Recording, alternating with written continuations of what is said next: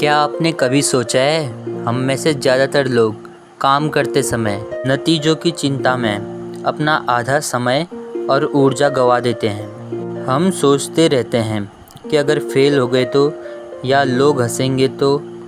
लेकिन श्री कृष्ण ने अर्जुन को एक ऐसा राज बताया, अगर आप समझ लें तो आपकी मेहनत का असर कई गुना अधिक बढ़ जाएगा। कुरुक्षेत्र का मैदान, अर्जुन का मन उलझा हुआ था। उन्होंने कृष्ण से कहा, मैं सोचता हूँ अगर युद्ध हार गया तो क्या होगा, अगर अपने रिश्तेदार मारे गए तो। मैं इन नतीजों के डर में फंस गया हूँ। कृष्ण कहते हैं, अर्जुन तुम्हारा हक सिर्फ कर्म करने में है, फल में नहीं।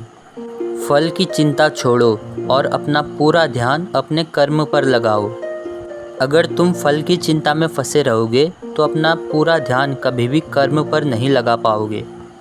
कृष्ण की यह बात सिर्फ युद्ध के लिए ही नहीं, बल्कि हर काम के लिए सच है। जब हम रिजल्ट के डर में काम करते हैं तो हमारा ध्यान भटक जाता है।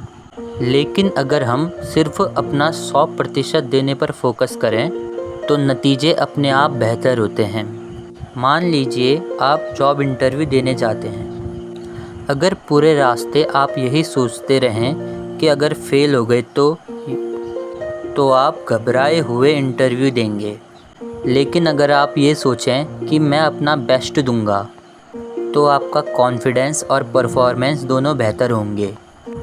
कृष्णा अंत में अर्जुन से कहते हैं, अर्जुन जो बिना फल की चिंता के कर्म करता है वही सच्चा कर्मयोगी है, और जो सिर्फ फल के लिए कर्म करता है वह कभी भी सफल नहीं हो सकता और ना ही कभी शांति पा सकता है।